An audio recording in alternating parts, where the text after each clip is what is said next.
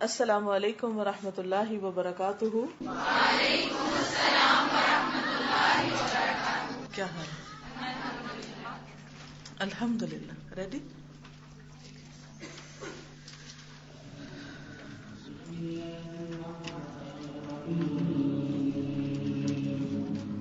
الحمد لله رب العالمين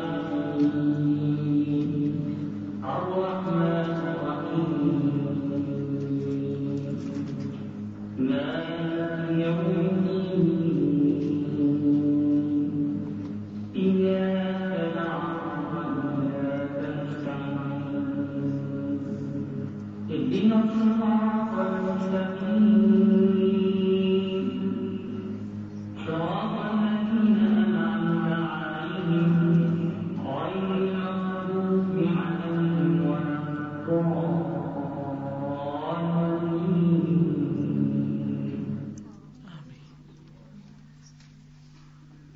تو نحمده ونصلي على رسوله الكريم اما بعد فاعوذ بالله من الشيطان الرجيم بسم الله الرحمن الرحيم رب اشرح لي صدري ويسر لي امري واحلل عقدة من لساني يفقهوا قولي۔ تو کیا ہوتا ہے حسن اخلاق؟ حسن اخلاق کیا ہوتا ہے؟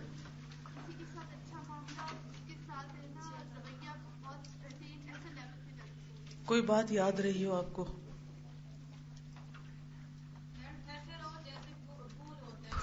صحیح، مجھے دوسروں کے بیچ میں پھول بن کے رہنا ہے، دوسروں پہ بوجھ نہیں بننا۔ میٹھے بول کا تحفہ دینا ہے۔ جو دل میں ہوگا وہی زبان پر ہوگا، زبان دل کا آئینہ ہے۔ زبان دل کا آئینہ ہے۔ دوسروں کی بات غور سے سننا، ٹھیک ہے۔ فوری ریئیکشن نہیں کرنا، فوری ریئیکشن نہیں، یا نیگیٹو ریئیکشن نہیں۔ دوسروں کے ساتھ نرمی اور عاجزی سے بات کرنا۔ نرمی اور عاجزی۔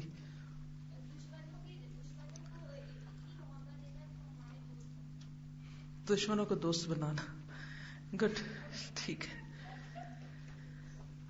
کل میں جب یہاں سے گئی تو اپنی میل چیک کر رہی تھی تو اس میں ایک میسج تھا محمد شریف کا۔ اس نے کہا کہ ہاؤ سویٹ ایمان از when it is beautified with knowledge۔ کسی کا کال انہوں نے کوٹ کیا ہوا تھا، ہاؤ سویٹ، میٹھا، ایمان از when it is beautified with knowledge۔ یعنی ایمان خوبصورت بنتا ہے کس سے؟ علم سے۔ علم ایمان کو حسن بخشتا ہے۔ and how sweet knowledge is when it is beautified with implementation۔ Knowledge کب میٹھا بنتا ہے؟ جب وہ عمل میں آتا ہے۔ صرف باتیں نہیں ہوتی بلکہ عمل بدل جاتا ہے انسان کا۔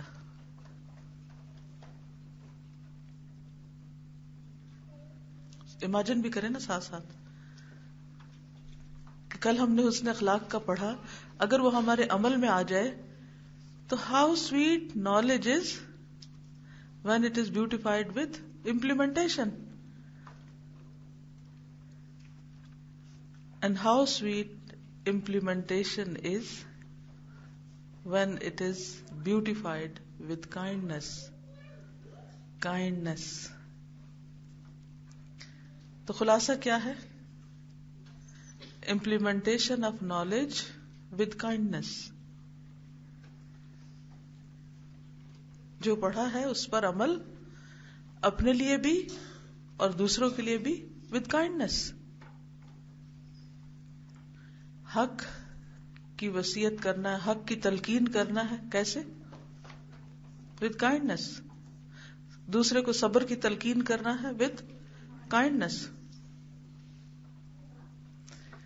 آپ نے سنا ہوگا کہ فلاں میٹھی چھری سے ذبح کرتا ہے، کیا مطلب ہے اس کا؟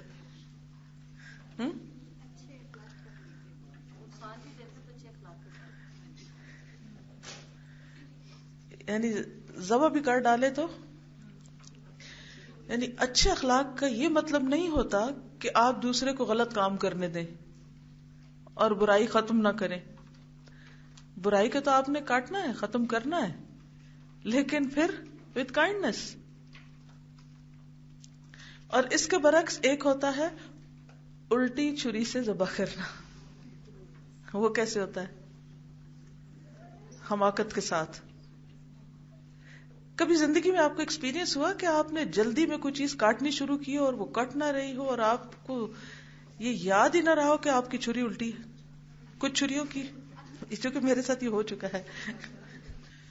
بعض اوقات یہ ہوتا ہے کہ ہمیں وہ چھریاں کی قسم ہوتی ہے نا، یہاں پر تو تھوڑا خم والا تو پتہ چل جاتا ہے کہ اندر کا حصہ ہی کاٹنے کا. تو کچھ چھریاں ایسی ہوتی ہیں کہ وہ دونوں طرف میں بہت کم فرق نظر آتا ہے. تو اب یہ آپ پر منحصر ہے کہ آپ کسی چیز کو کس طرح لیتے ہیں، کہ کیسے میٹھا بول بولے گے کہ تسنع نہ ہو. تسنع اس وقت ہوتا ہے جب دل میں نہیں ہوتا. تسنع اس وقت ہوتا ہے جب دل میں نہیں ہوتا. جب دل میں آ جائے گی نا مٹھاس. اچھا ایمان کہاں ہوتا ہے؟ دل میں. تو دل میں مٹھاس کب آتی ہے؟ جتنی ایمان کی قوت ہوتی. انسان سارے ہنگامے میں بھی خوش ہوتا ہے اندر سے. ایک اطمینان ہوتا ہے دل میں، ایک سکون ہوتا ہے. کچھ بھی ہو جائے تو انسان سوچتا ہے میرا رب ہے نا. رب ہے، کیا مشکل ہے؟ وہ ہے نا. ساری طاقت ہے اس کے پاس، سب کے دل اس کے ہاتھ میں ہے، ہر چیز کا مالک وہ ہے. مجھے کیوں پریشانی ہے؟ مجھے نہیں پریشانی ہو، مجھے پریشان نہیں ہونا. اس نے مجھے ایمان دیا ہے پھر بھی میں پریشان ہوں. اس نے مجھے علم دیا ہے پھر بھی میں پریشان ہوں. اس نے مجھے زندگی کی ساری نعمتیں دی ہیں پھر کیوں پریشان ہوں؟ اگر میں اس سے محبت کرتی اور اس کے راستے پہ چلتی ہوں تو فرشتے میرے لیے دعائیں کرتے ہیں. میں کیوں پریشان ہوں؟ میں اکیلی تھوڑی ہوں. میں تو اکیلی نہیں ہوں. تو یہ چیز آپ کو اتنا حوصلہ دیتی ہے کہ تنہائی میں بھی تنہا نہیں ہونے دیتی. اگر کبھی شیطان یہ وسوسہ ڈالے نا کہ تمہیں سب چھوڑ گئے، تو آپ کہیں بالکل جھوٹی بات، میں اکیلی نہیں ہوں، میرے ساتھ میرا رب ہے. لا تحزن ان اللہ معنا. جس کے ساتھ اللہ ہوتا ہے وہ کیوں تنہا ہے؟ جس کے ساتھ فرشتوں کی دعائیں ہیں وہ کیسے ناکام ہو سکتا ہے؟ جب تک ہم اللہ کے ساتھ سچے ہیں، ایمان میں کھڑے ہیں، ایمان کی سویٹنس ہے، پریشانی کی ضرورت نہیں. کسی کے دل میں بدخواہی نہ رکھے، فکر لگے گی نہیں. کیونکہ اگر کوئی کہے گا نا کہ فلاں، خوف کب ہوتا ہے؟ جب ہم غلط کام کرتے ہیں. بلیو میں تجربہ کر کے دیکھیں. اگر آپ اچھی بات کر رہے ہیں تو آپ کو خوف نہیں ہوگا. اگر آپ دوسرے کی خیر خواہی کر رہے ہیں تو آپ کو کوئی خوف نہیں ہوگا. جہاں آپ نے بدخواہی پہ زبان کھولی تو آپ کو ڈر ہوگا کہ ہائے کوئی سن نہ لے، ہائے کسی کو پتہ نہ چل جائے. اور اچھا ہم کیوں اچھے بنے، ہم کیوں اچھا کریں؟ کیونکہ ہمیں اللہ سے اجر چاہیے، وہ اجر جو کبھی ختم ہونے والا نہیں. ان لک لاجرا غیر ممنون وانک لعلی خلق عظیم. یہ دونوں آیتیں اکٹھی آتی. اجر غیر ممنون اس وقت ہوتا ہے جب آپ خلق عظیم پر ہوتے ہیں. تو اچھا اخلاق کیا ہے؟ امپلیمنٹیشن کپلڈ ود کائنڈنس، دونوں ساتھ ساتھ. آگے چلیے. امانت داری. امانت داری حدیث میں آیا ہے کہ پیغمبر اسلام صلی اللہ علیہ وسلم نے فرمایا کہ جس شخص نے اپنی امانت تمہارے سپرد کی، اس کی امانت اس کو واپس کرو. کوئی شخص تم سے خیانت کرے تب بھی تم اس کے ساتھ خیانت نہ کرو. اد الامانۃ الی من ائتمنک ولا تخن من خانک. الترمذی. عام حالت میں ایک آدمی اپنی فطرت پر ہوتا ہے. فطرت انسان کی نہایت صحیح معلم ہے. یعنی اللہ نے انسان کو گمراہ نہیں پیدا کیا، ہدایت پر پیدا کیا ہے. انا ہدیناہ السبیل اما شاکرا و اما کفورا. ہم نے تو راستہ دکھا دیا ہے، اب یہ انسان کی اپنی چوائس ہے کہ سیدھے پہ چلتا ہے یا الٹے پہ چلتا ہے، شکر گزار بنتا ہے یا ناشکرا بنتا ہے، نعمتوں کا صحیح استعمال کرتا ہے یا غلط کرتا ہے. تو ہدایت پیغمبروں کے ذریعے بھی ہم کو ملی ہے، لیکن اللہ نے ہمارے اندر بھی اچھائی برائی کا ایک میزان رکھ دیا ہے. چنانچہ عام حالت میں انسان وہی کرتا ہے جو اسے کرنا چاہیے، وہ امانتوں کو ادا کرتا ہے اور لوگوں کے ساتھ وہ سلوک کرتا ہے جو انسانیت کے مطابق ہو. کوئی بظاہر مسلم ہو، نان مسلم ہو، لیکن اس کا رویہ کیا ہوتا ہے، اس کا عمل کیا ہوتا ہے کہ وہ اس کو حق یا اچھائی پسند ہوتی ہے.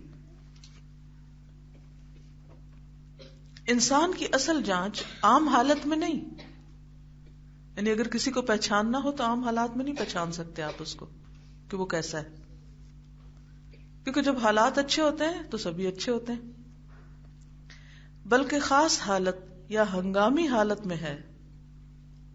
مثلاً چھوٹی امانت کا معاملہ ہو تو آدمی اس کی ادائیگی میں کوتاہی نہیں کرتا، چھوٹی موٹی چیزیں لوٹا دیتا ہے، وہ وقت پر اسے ادا کر دیتا ہے.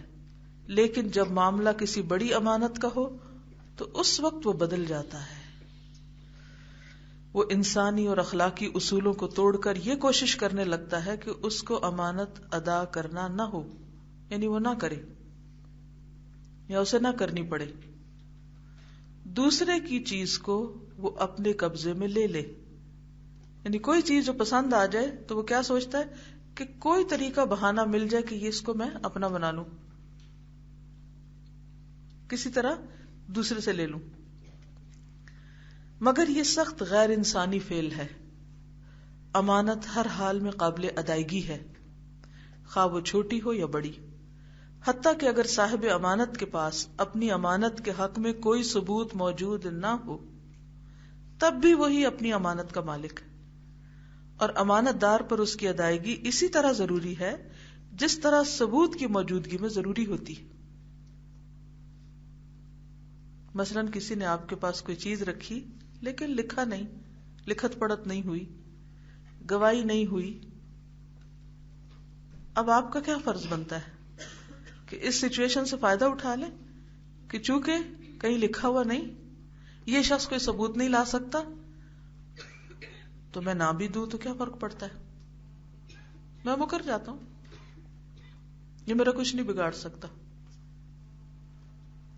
آپ ایسا کر تو سکتے ہیں لیکن ایسا کرنا انسانیت کے بھی خلاف ہے، مسلمان ہونا تو دور کی بات. انسان کا حال یہ ہے کہ عام حالت میں وہ لوگوں کے ساتھ بد معاملگی یا خیانت نہیں کرتا، عام حالات میں نہیں کرتا، لیکن جب کوئی شخص اس کے ساتھ خیانت کا معاملہ کرے تو وہ رد عمل کی نفسیات میں مبتلا ہو جاتا ہے، ری ایکشنری ہو جاتا ہے، منفی جذبات سے مغلوب ہو کر وہ چاہنے لگتا ہے کہ جس نے اس کے ساتھ خیانت کا معاملہ کیا ہے وہ بھی اس کے ساتھ مزید اضافے کے ساتھ خیانت کا معاملہ کرے تاکہ اس کو مزہ چکھائے. مگر ایک شخص کی خیانت دوسرے شخص کے لیے خیانت کو جائز نہیں کرتی. یعنی اگر کوئی آپ کے ساتھ برا کرتا ہے تو آپ کے پاس اس کا جواز نہیں ہے کہ آپ اس سے بڑھ کے اس کے ساتھ برا کریں، آپ بھی بد اخلاقی پہ اتر آئیں، ایسا نہیں کرنا ہوگا. امانت میں کیا کیا چیزیں شامل ہیں؟ یہاں جس امانت کا ذکر ہے وہ ٹینجیبل ہے، کوئی چیز. مثلا کوئی شخص آپ کو اپنا قلم دے کہ ذرا رکھ لو، میں ذرا باہر سے اکر آتی تو لے لوں گی. اچھا جو وہ شخص واپس آتا ہے تو آپ کہتے ہیں مجھے کب دیا تھا، مجھے تو نہیں دیا تھا تم نے.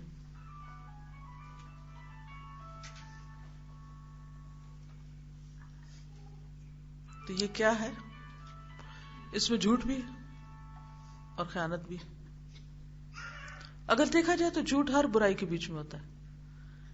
ہر چیز کے اندر پھر ہر خرابی کی جڑ میں جھوٹ ہوتا ہے پھر. اور کوئی مثال؟ عام طور پر ہم گفتگو میں خیانت کرتے ہیں کہ کوئی ہمیں بات بتاتا ہے تو ہم فوراً دوسرے کو جا کے بتا دیتے ہیں. عام طور پر ہم گفتگو میں خیانت کرتے ہیں کہ میرا یہ راز ہے تمہارے پاس اور تم اسے آگے نہیں بتانا، کسی اور کے ساتھ شیئر نہیں کرنا. پھر کیا ہوتا ہے؟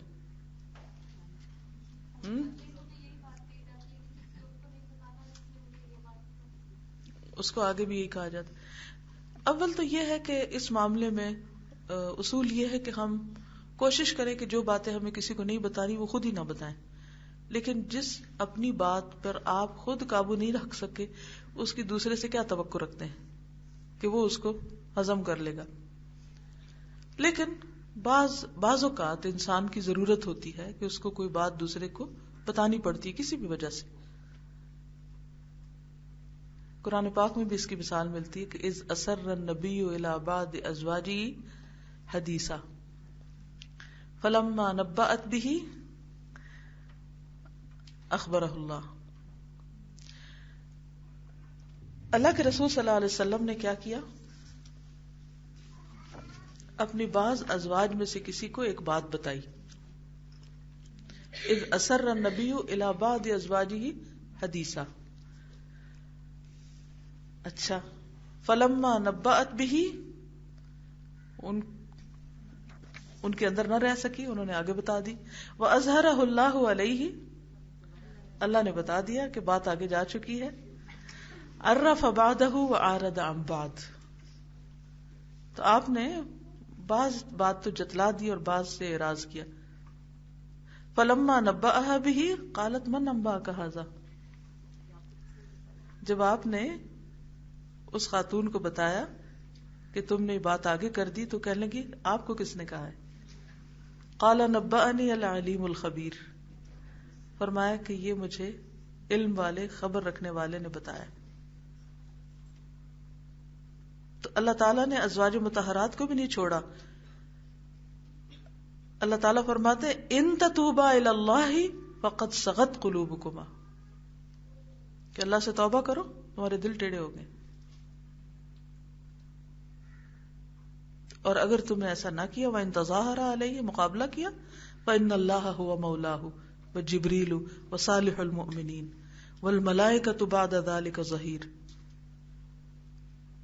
ہم کہتے ہیں معمولی سی بات ہے، کوئی فرق نہیں پڑتا. اللہ تعالی فرماتے ہیں کہ اگر تم نے تعاون نہ کیا، توبہ نہ کی اور اپنے اس کام کو نہیں چھوڑا، تو یاد رکھو کہ پھر جس کا مقابلہ تم کر رہی ہو اس کا مولا تو اللہ ہے، جبریل ہے، نیک مومن ہے، فرشتے ہیں. تو یہ جو رازوں میں خیانت ہے یہ بھی کوئی معمولی بات نہیں ہے. اور اگر کبھی ہم ایسا کریں تو ہمیں اس پر توبہ کی ضرورت ہے. پھر آپ دیکھیے کہ اسی سورت کے آخر میں اللہ سبحانہ و تعالی دو خواتین کی مثال دے کے بات سمجھاتے ہیں. ان خواتین نے بھی اپنے شوہروں کے ساتھ خیانت کی تھی. وہ کون تھی؟ آیت 10 میں ہے ضرب اللہ مثلا للذین کفروا امرأۃ نوح وامرأۃ لوط. نوح اور لوط علیہ السلام کی بیویاں کانتا تحت عبدین من عبادنا صالحین، وہ نیک بندوں کی بیویاں تھیں. فخانتاہما، انہوں نے بھی خیانت کی تھی، اپنے شوہروں سے خیانت کی تھی. تو شوہر سے خیانت کرنا کیا ہوتا ہے کہ وہ اگر کوئی بات آپ سے کرتا ہے اور یہ کہتا ہے کہ کسی سے نہ کرنا آگے، تو بیوی کا کیا فرض بنتا ہے کہ شوہروں کے راز کی حفاظت کرے. فالصالحات قانتات حافظات للغیب بما حفظ اللہ، نیک عورتیں فرما بردار ہوتی ہیں اور شوہر کے رازوں کی حفاظت کرنے والی ہوتی ہیں. تو بات یہ ہے کہ ہم اس معاملے کو ہلکا سمجھتے ہیں، یہ ہلکا نہیں ہے. نبی کے گھرانے کو بھی نہیں چھوڑا گیا، انبیاء کی بیویوں کو بھی نہیں چھوڑا گیا. خیانت کبیرہ گناہوں میں سے ہے. امانت ایمان کا حصہ ہے.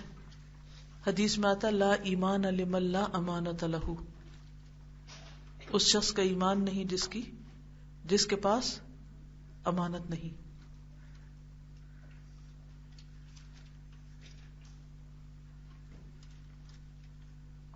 لیکن آج ہمارے معاشرے میں اس کو کوئی اہمیت ہی نہیں دی جاتی. بعض اوقات قسمیں کھا کے دوسرے سے وعدہ کر لیتے کہ فکر ہی نہ کرو، کسی کو نہیں بتائیں گے، بھول جاؤ، اور تھوڑے دن بعد پتہ چلتا ہے کہ بات کہاں سے کہاں پہنچ چکی ہے. اور اس کی وجہ سے کتنے فسادات ہوتے ہیں پتہ آپ کو، گھر ٹوٹ جاتے ہیں، تعلقات خراب ہو جاتے ہیں، فتنہ فساد پھیل جاتا ہے. پہلی بات تو یہ کہ ہمیں کسی کی باتوں میں انٹرسٹ ہونا ہی نہیں چاہیے. اگر کوئی کہنا کہ ایک بات کرنی ہے، تم کسی کو کہنا بھائی میں نہیں وعدہ پاس رکھ سکتی، مجھے نہ ہی بتاؤ تو اچھا ہے. میں تو آگے سے کہہ دیتی ہوں کہ مجھے کوئی شوق نہیں ہے بات سننے کا، مجھ سے نہیں سنبھالا جاتا یہ راز. کیونکہ میرے دل پہ اگر کوئی ایسی بات آ جائے کہ جو مجھے تکلیف دے تو میں اسپیچ میں کہیں نہ کہیں مجھے اس کو نکالنا ہوتا ہے، اپنے سسٹم سے باہر لانا ہوتا ہے تاکہ میں سکون سے جی سکوں. تو آپ یہ بھی کر سکتے ہیں کہ صاحب دوسرے کو کہ بھئی معذرت چاہتے ہیں، اگر آپ یہ اپنا راز کسی کو دیں چاہے کسی اور کو دے دیں جو حفاظت کر سکے. اسی طرح بعض اوقات کوئی چیز دیتا ہے کہ ہماری یہ چیز رکھ لیں، اگر آپ نہیں رکھ سکتے نا تو اسے کہہ دیں کہ میں تو بہت کچی ہوں حفاظت میں، آپ کہیں اور رکھ لیں. اس وقت برا لگتا ہے، ہو سکتا ہے کوئی کہے گا یہ لو اتنا سا کام نہیں کر سکتی، لیکن ذمہ داری لے کے اس کے بعد پھر اس کو خراب کرنا، اس کو نہ نبھانا، یہ اس سے کہیں زیادہ بڑا گناہ ہے. لیکن ہمیں عام طور پر صاف بات کرنے کی عادت نہیں، کیونکہ کوئی سننے کو تیار ہی نہیں، اور سننے کی بھی عادت نہیں کسی کو، اس کو مائنڈ کرتے ہیں. اور پھر ہم ڈرتے بھی ہیں کہ کوئی کہے کہ ہائے ہمارا دل ہی نہیں رکھا اس نے.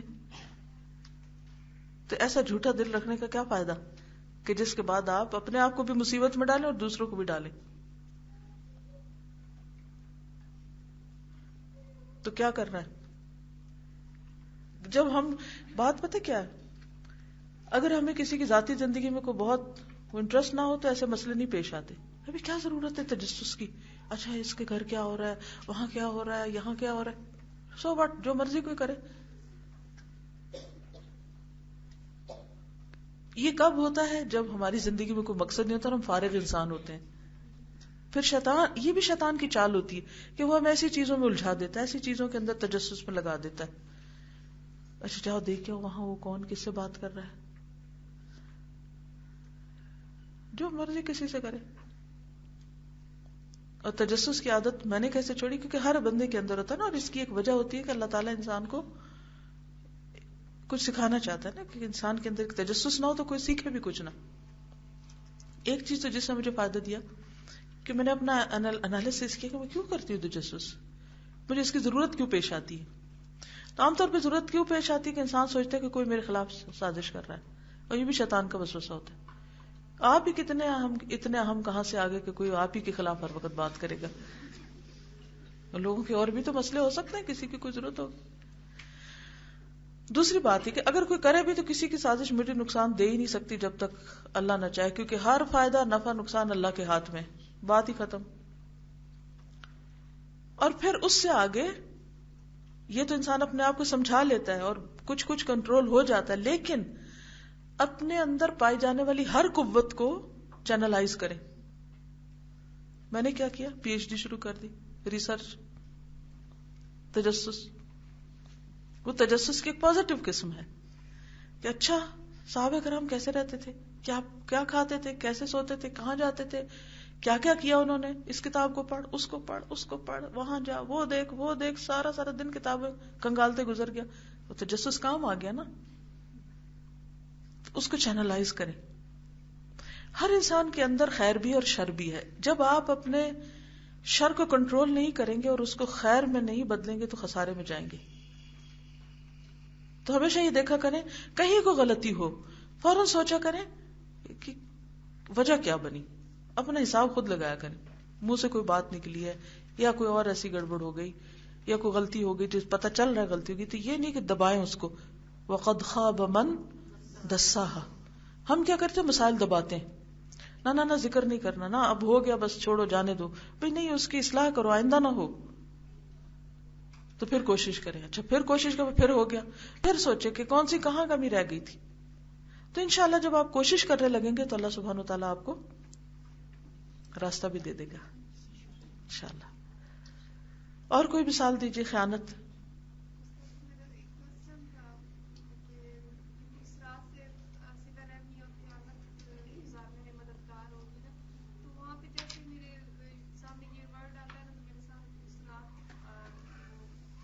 میرے لیے نا پریکٹیکل کوئی نہیں سمجھ آتا کہ کس طریقے سے وہاں پہ اپلائی کیا اس میں کون کون سی باتیں خیال رکھنا چاہیے. اس میں مثلاً یہ خیال رکھا جائے کہ جیسے آپ ہاسٹل میں رہتی ہیں نا، تو بہت ساری چیزیں اکٹھی پڑی ہوتی. مثلاً آپ واش روم میں گئے، مجھے نہیں معلوم آپ صابن وغیرہ کہاں رکھتے کیا کرتے، لیکن بعض اوقات ایسا ہوتا ہے نا کہ آپ اپنے کپڑے دھونے گئے ہیں اور کسی کا صابن اٹھا کے تو اپنے کپڑے دھو لی. یہ کیا ہے؟ خیانت ہے، چوری بھی ہے. اور اس وقت زیادہ خیانت بن جائے گی اگر آپ ڈیوٹی پر تھے کہ آپ کے حوالے لوگوں نے کی اپنی ساری چیزیں کہ یہ آپ نے ان کا خیال رکھنا ہے، اور آپ نے کیا کیا؟ انہی کی چیز لے کے اپنے کپڑے دھونے لگ گئے. اسی طرح اور بھی بہت ساری چیزیں، مثال کے طور پہ کھانا رکھا ہوا نا 2 لوگوں کا، تو آپ کیا کرتے ہیں؟ اپنے حصے سے آگے جاتے. جی، تو یہ چھوٹی چھوٹی چیزیں جب مشترکہ خاندانی زندگی ہوتی ہے نا تو اس میں بھی یہ ہوتی ہیں. جب ہمیں پتا ہے، ہمیں دل گواہی دے رہا ہے، اور اس کے لیے حل کیا بتایا گیا کہ دوسرے کے لیے وہ پسند کرو جو اپنے لیے کرتے. تو اس طرح کی جتنی بھی چیزیں ہیں، اور آپ سوچئے بھلا ہاسٹل میں کیا ہوتا، مجھ سے زیادہ آپ جانتے ہیں. اور کیا ہو سکتا؟ مثلا اچار کے 2 ڈبے ایک جیسے تھے، آپ کو پتا تھا کہ آپ زیادہ کھا چکے ہیں، لیکن آپ نے فائدہ اٹھایا اس کی شکل ایک جیسے ہونے کا، اور وہ اٹھا لیا جو آپ کا دل کہہ رہا تھا یہ کسی کا ہے.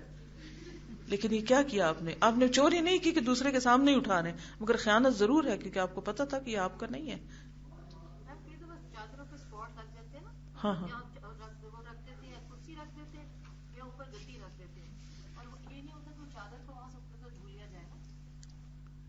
بالکل، دبا دیتے نا، بس چھپا دیا، دبا دیا. ہاں بچوں کے معاملے میں بھی جیسے ہوتے ہیں نا ہمارے بچے، ہم ان کی ہر چیز اپنی سمجھتے ہیں.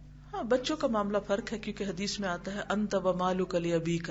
ایک لڑکے کو آپ نے یہ کہا تھا کہ تم اور تمہارا مال تمہارے باپ کا ہو، لیکن پھر بھی اس میں اس کا یہ مطلب نہیں کہ وہ جو کمائی کر کے لائے ان کی جیبیں خالی کر دیں یا ان کی مرضی کے بغیر ان کے بینک اکاؤنٹ سے چیز نکلوا لیں. مطلب اس سے ایک مطلب اس کا یہ ہے کہ ان کی چیزوں پر ہمارا حق ہے، اور ہمیں ہر چھوٹی بڑی چیز لیتے ہوئے پوچھنے کی ضرورت نہیں ہوتی، لیکن پھر بھی ان کے علم میں، ان کے مشورے کے ساتھ، ان کی رضامندی کے ساتھ لینے سے تعلقات اچھے ہوتے ہیں. لیکن کبھی اگر ضرورت پڑی اور آپ نے ان کا کپڑا اٹھا کے کسی غریب کو دے دیا تو اس میں کوئی حرج نہیں، کیونکہ بچے بعض اوقات بہت بخیل ہوتے ہیں، نہ اپنی چیزیں نکالنے دیتے ہیں اور الماریاں بھری رہتی ہیں، اور اگر آپ ان کے سامنے نکالیں تو ایک بہت مصیبت آ جاتی ہے. تو پھر آپ کیا کرتے ہیں؟ جب وہ اسکول جاتے ہیں تو پیچھے سے ایک آدھ چیز نکال دی. اس سے کیا ہوتا ہے کہ اب یہ بظاہر کیا لگ رہا ہے کہ جیسے آپ نے خیانت کر دی، کہ وہ آپ کے پاس چھوڑ گئے تھے اور آپ نے پیچھے سے نکال دی، لیکن اس میں یہ خیانت نہیں ہے، کیونکہ ان کا مال آپ کا مال ہے، آپ ہی نے خرید کے دیا ان کو، یا ایون ان کے اپنے پیسوں سے بھی کوئی چیز ہو تو آپ آگے پیچھے کرنے میں کوئی حرج نہیں. ہاں شوہر کا مال، شوہر کے مال میں اتنا لے سکتے ہیں جتنی اس کی رضامندی ہو اور روزمرہ کی ضرورت کی جو استعمال کی چیزیں ہیں، لیکن بڑی اماؤنٹ نہیں لے سکتے جس پر آپ کو پتا ہے کہ وہ اس پہ راضی نہیں ہوگا، وہ اس کی اجازت سے لینی ہوگی. جی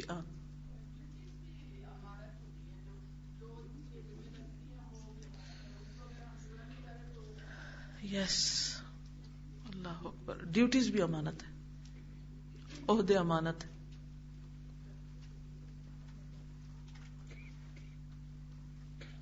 ہمیں کہا گیا کہ آپ یہاں پر کھڑے ہو جائیں اور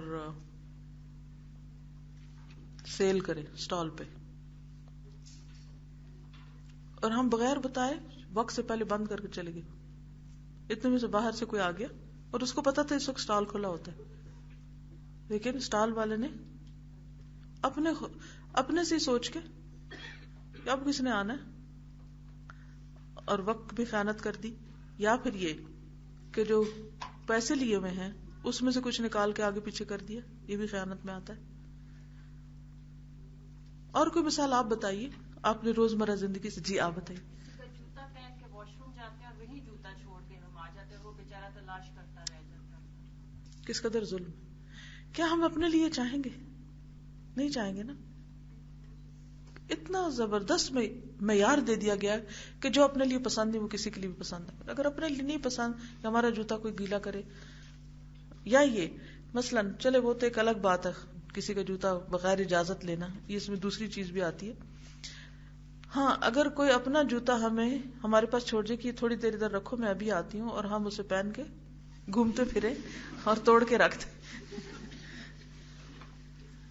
اور آپ سوچئے نا، آپ نے امپلیمنٹیشن کرنی ہے. مشورہ بھی امانت ہے. Very good question. اس میں آپ دیکھیے کہ مثلاً کوئی آپ سے پوچھتا ہے کہ کیا خیال ہے میں اپنے بچے کو فلاں یونیورسٹی میں بھیج دوں، کیسی پڑھائی آپ کا بچہ وہاں پڑھتا ہے، اور آپ کو پتا اچھی بلی پڑھائی ہے اور ٹھیک ٹھاک یونیورسٹی ہے، لیکن آپ کہتے ہیں نا وہاں نہیں بھیجنا. اور دل کے خانے میں چور کیا ہے کہ اگر اس کا بچہ بھی وہاں چلا گیا تو یہ تو انسیکیورٹی نا، کہ پھر تو یہ بھی میرے برابر آ جائے گی یا اس کو بھی کامیابی ہو جائے گی. تو آپ اس کو غلط مشورہ دیتے ہیں، یہ بھی خیانت ہے. ہاسٹل میں جیسے ڈیوٹیز لگی ہوتی ہے ہماری صفائی کی کچھ اس طرح سے، تو یا تو 5 منٹ لیٹ جانا یا پھر کرنا ہی نہ، صحیح طرح سے کرنا نہ، اوپر سے آگے سے کر دینا، یہ بھی خیانت میں. اچھی بات ہے نا. جی آپ فرمائیے. دیکھا جائے تو زندگی اللہ تعالیٰ نے جو ہمیں دی ہے یہ بھی امانت ہے، اس کو صحیح استعمال، بالکل صحیح استعمال کرنا چاہیے. بالکل. انا اردنا الامانۃ علی السماوات والارض فابین ان یحملنها وحملها الانسان انه کان ظلوما جہولا. اور اولاد امانت ہے. بالکل. ان کی صحیح تربیت نہ کرنا، ان کو اللہ رسول کی بات نہ بتانا اور ان کی صحیح پرورش نہ کرنا، یہ بھی ان کے حق میں خیانت ہے. بالکل. علم بھی امانت ہے. بالکل علم بھی امانت ہے. اور علم کی امانت میں یاد رکھیے کہ جیسے پڑھیں ویسے پہنچائیں. یہ نہیں کہ اپنے پاس سے 2 اور باتیں ایسی لگا لیں جو اس کا حصہ نہ ہو. مثلاً یہاں اس وقت میں بیٹھی ہوں نا، تو اس وقت آپ کو سکھانا بھی ایک امانت ہے کہ جو ہے اس کو ویسے پہنچایا جائے، اس کے اندر منمانی تشریح نہ کی جائے جس کا اس سے کوئی تعلق نہ ہو.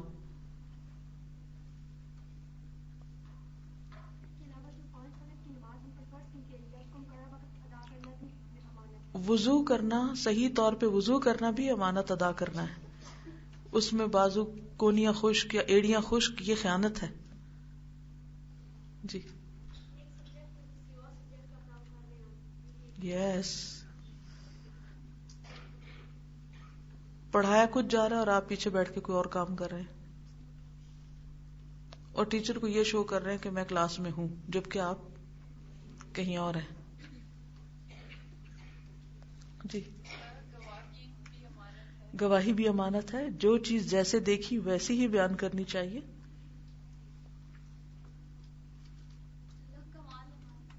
اللہ کا مال امانت ہے.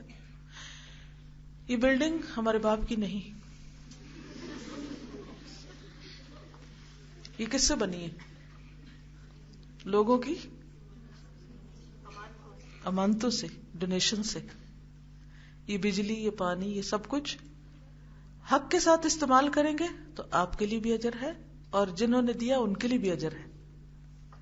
اور اگر آپ اس کو ضائع کریں گے تو خیانت ہے. انہوں نے آپ کو فضول میں ضائع کرنے کے لیے نہیں ڈونیشن دی. کوئی بھی چیز جسے آپ استعمال کر رہے ہو، صرف الوداع میں نہیں، کسی سرکاری ادارے میں جائیں، ہاسپٹل میں جائیں، کہیں جائیں. عام طور پر ہم کیا کرتے ہیں؟ پبلک پراپرٹیز کے ساتھ کیا کرتے ہیں؟ وہاں کی اسٹیشنری کے ساتھ کیا کرتے؟ اٹھا کے گھر لے آتے. ایک دو دن میں ایک ویکتی پہ یہاں گئی تو بڑے لکھے لوگ گاڑی میں بیٹھ کے کھا رہے تھے اور سارا نے اپنے ڈبے اپنے گلاسز کو آئس کریم کھا رہا تھا, کوئی کافی پی رہا, ساروں نے اور اتنی سی بینز رکھی ہے کہ سارے ساتھ پھر آ کے کوئی ڈالا. افسوسناک صورت حال ہے. لوگ لائبریری سے کتاب وغیرہ لیتے ہیں اس پہ لکھتے بھی او یس, بالکل. لائبریری سے کتاب لے کر اس کو خراب کرنا, اسے پھاڑنا, اس میں سے کچھ صفحے نکال لینے یا اس پہ اپنی مرضی کی باتیں لکھ دینا, یہ بھی ٹھیک نہیں. جی, نگاہوں کی خیانت. قرآن پاک میں آتا ہے یعلم خائنۃ الاعین وما تخفی الصدور. مثلا امتحان میں نقل اتارنا, کسی کی اسائنمنٹ لے کے نقل مار کے دے دینا.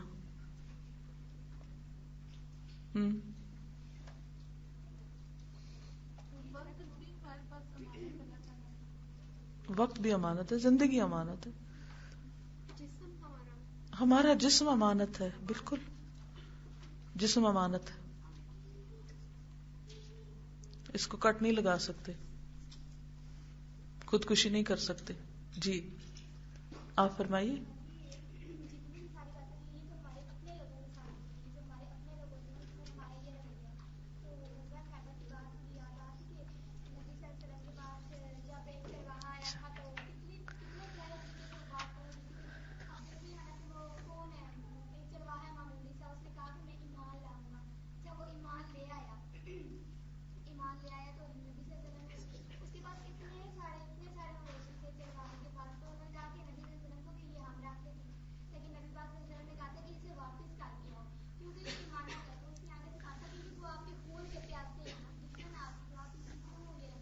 بالکل, یہ سیرت کا بہت زبردست واقعہ ہے اور واقعی ایمان افروز ہے. نبی صلی اللہ علیہ وسلم جب غزوہ خیبر پر تشریف لے گئے تو وہاں پر ابھی حملہ ہونا تھا, تو ایک چرواہا جو تھا وہ بکریاں چرا رہا تھا باہر, آبادی سے باہر. تو اس نے آپ کے بارے میں سنا تھا, تو جب وہ آپ کو دیکھا تو آپ کے پاس آ گیا اور آپ کی شخصیت سے متاثر ہوا. تو اس نے کہا کہ میں مسلمان ہونا چاہتا ہوں. تو آپ نے کہا کہ سب سے پہلے تو تم یہ امانت واپس کر کے آؤ جس کی ہے, پھر تم ہمارے ساتھ شامل ہونا, یعنی اس جنگ میں. تو بات یہ ہے کہ دشمن کی تو ہر چیز انسان اپنے لیے جائز سمجھتا ہے, لیکن ابھی جنگ ہوئی نہیں, اور جہاں حملہ ہوگا وہاں سے تو جو ہاتھ آئے گا مال غنیمت وہ تو الگ چیز ہے. لیکن ایک شخص جو آبادی سے باہر ہے, چاہے آپ کے دشمن کی بکریاں چرا رہا ہے, لیکن ابھی آپ کا اس پہ حق نہیں ہے, وہ خیانت شمار ہوگی. یعنی ایمان لاتے ہی پہلا سبق جو آپ نے اس کو سکھایا وہ کیا تھا؟ امانت کا تھا. آج کی پوٹس پڑے ہیں, اس میں چائے پیتے ہیں اور اس کی جو ہوتی ہے نا ٹی بیگ اور ساتھ جو چمچ ہوتا ہے لکڑی کا, وہ ساتھ ساتھ رکھ دیتے ہیں. جتنے ہمارے ٹی پڑے نہیں پلانٹ, اچھا اچھا, تو اس کے اوپر سارے نا ٹی بیگس بھی پڑے ہوں گے, لکڑی کے چمچ بھی پڑے ہوں گے. مجھے کبھی میں سوچتی ہوں کہ دل کیسے مانتا ہے, کیسے دل مانتا ہے. اور ہم کر کیا تھے کہ چپکے سے رکھ دیتے, کسی کو پتہ تو نہیں چلا. یعنی کوئی چیز جس کے کرتے ہوئے آپ ادھر ادھر دیکھیں وہ کیا ہے, اس کا مطلب ہے کہ آپ چوری کر رہے ہیں, کچھ گڑبڑ کر رہے ہیں.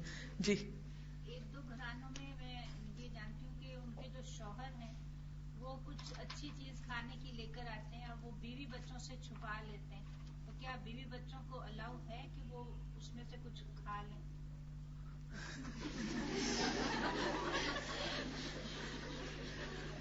ہو سکتا ہے انہیں کسی حکیم ڈاکٹر نے نسخہ بتایا ہو کہ یہ آپ کو کھانا ہے اور بچوں کو.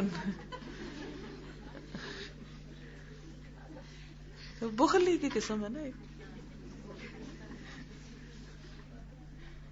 سوال ہے کہ جیسے کئی دفعہ بہت سے جگہوں سے کچھ چیز آتی ہے, برتن رہ جاتا ہے یا کوئی نوکر آ کے چلا گیا, اس کا کوئی تھوڑا بہت سامان رہ گیا, پورا اگر آپ نے خود نہیں رکھا, وہ اپنی غلطی سے چھوڑ گیا تو اس کی مرضی.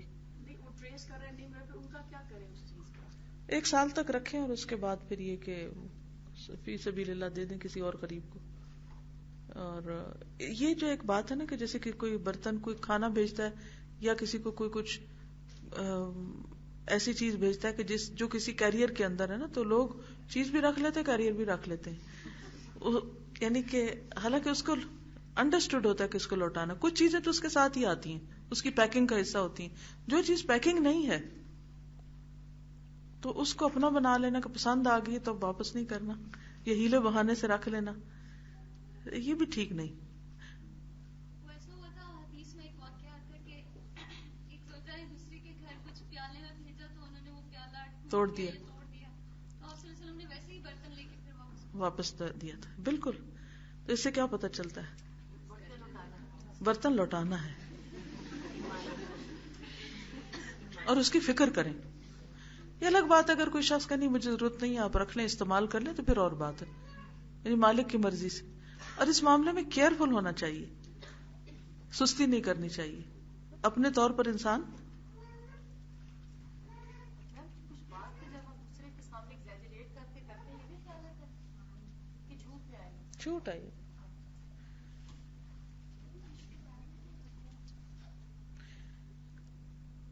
تمام حقوق کی ادائیگی جو ہے وہ امانت کی ادائیگی ہے، اور جان بوجھ کر اس میں کمی کرنا. ایک تو کہ انسان ہونے کے ناطے انسان سب کے ساتھ پورا آ ہی نہیں سکتا، لیکن جہاں آ سکتا وہاں جان بوجھ کے نہ کرنا وہ ٹھیک نہیں، سستی کے ساتھ.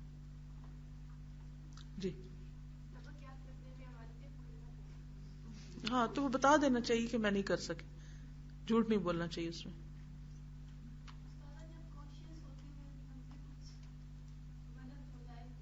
معافی مانگ لے، اچھا کر دیں اس کے بعد.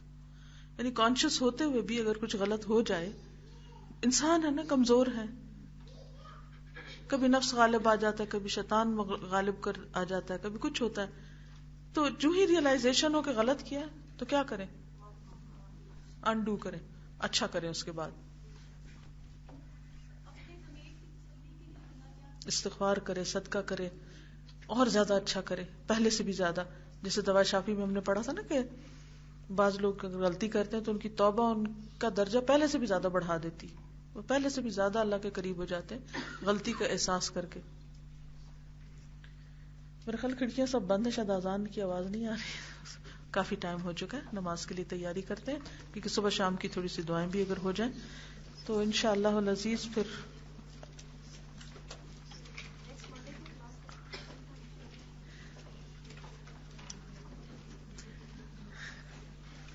اللہ عالم. آج ڈیٹ کیا ہے؟